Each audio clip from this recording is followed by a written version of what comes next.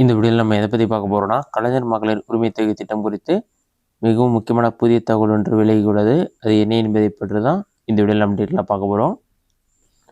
கலைஞர் மகளிர் உரிமை தொகைக்கு புதிதாக விண்ணப்பித்த 28 லட்சம் பேரில் தகுதியான விண்ணப்பங்கள் பரிசீலிக்கப்பட்டு அவர்களுக்கு வரும் டிசம்பரில் உரிமை தொகை வழங்கப்படும் என்று துணை முதலமைச்சர் உதயநிதி ஸ்டாலின் அவர்கள் கடந்த வாரம் சட்டப்பேரவையில் அறிவித்திருந்தார்.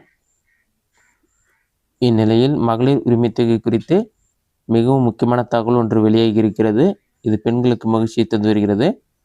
மகளிர் உரிமை தொகை கோரி புதிதாக விண்ணப்பித்துள்ளவர்களில் வருமான வரி செலுத்தும் குடும்பங்களை தவிர்த்து மற்றவர்களுக்கு உரிமை தொகை வழங்க நிதித்துறை ஒப்புதல் வழங்கியுள்ளது.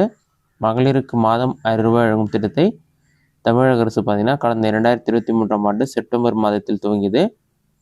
இந்த திட்டத்தில் பயன்பெற தகுதியான நபர்களை தேர்வு செய்ய 9 வகையான கட்டுப்பாடுகள் விதிக்கப்பட்டன. இதனால் 1.15 கோடி மகளிர் மட்டுமே இந்த திட்டத்தின் கீழ் பயன்பெற்று வருகின்றனர்.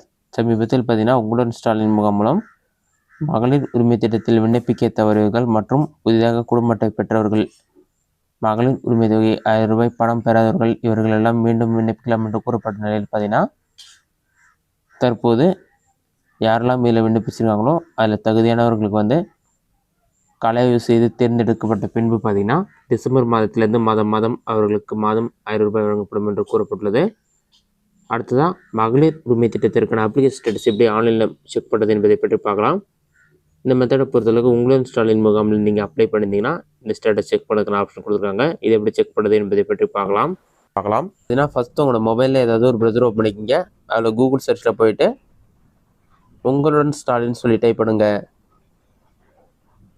அந்த மாதிரி நீங்கள் டைப் பண்ணி வைக்க கொடுங்க. அந்த மாதிரி நீங்கள் டைப் பண்ணி வைக்க கொடுத்தீங்கன்னா ஃபஸ்ட்டு உடனே உங்களுடன் ஸ்டாலின் .tn.gov.in இருக்கும். உங்களுடன் ஸ்டாலின் திட்டம் சொல்லியிருக்கும். அந்த வெப்சைட்டை செலக்ட் பண்ணுங்கள்.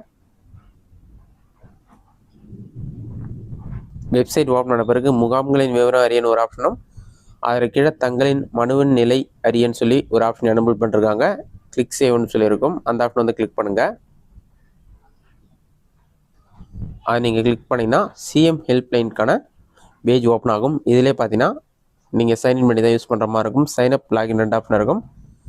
சைன்அப் ஆப்ஷனை கிளிக் பண்ணிவிட்டு உங்களுடைய ஃபுல் நேம், நெக்ஸ்ட் நீங்கள் ஸ்கீமுக்கு அப்ளை பண்ணும்போது என்ன மொபைல் நம்பர் கொடுத்தீங்களோ அந்த மொபைல் நம்பர் என்டர் பண்ணிவிட்டு சப்மிட் கொடுத்தீங்கன்னா ஓடிபி வரும். அந்த ஓடிபி நம்பரை பார்த்து கரெக்டாக டைப் பண்ணிவிட்டு வெரிஃபை அண்ட் சைன்அப்ன்ற ஆப்ஷன் கிளிக் பண்ணுங்கள். அது நீங்கள் கிளிக் பண்ணிங்கன்னா ஒரு 5 செகண்ட்ஸ் ஆகும். லோட் ஆகி கம்ப்ளீட் ஆன பிறகு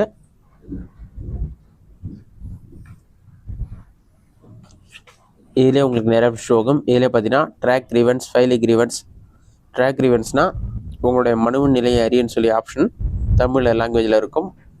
ட்ராக் கிரீவன்ஸ் ஆப்ஷனை கிளிக் பண்ணிங்கன்னா ஒரு 5 செகண்ட்ஸ் ஆகும். லோட் ஆகி கம்ப்ளீட் ஆன பிறகு உங்களோட அப்ளிகேஷன் ஸ்டேட்டஸ் ஷோ ஆக ஆரம்பிச்சிடும். நிறைய பேருக்கு அப்ளிகேஷன் ஸ்டேட்டஸ் நாட் அவைலபிள் அந்த மாதிரி வரும். இதற்கான காரணம் என்னென்னு நீங்கள் மேனுவலாக சப்மிட் பண்ண அப்ளிகேஷன் அவங்க செக் பண்ணிவிட்டு ஆன்லைனில் அப்லோட் பண்ணுவாங்க. ஆப் மூலமாக அப்லோட் பண்ணுவாங்க. அதை அப்லோட் பண்ண பிறகு தான் உங்களுக்கான ஸ்டேட்டஸ் ஷோ ஆகும்.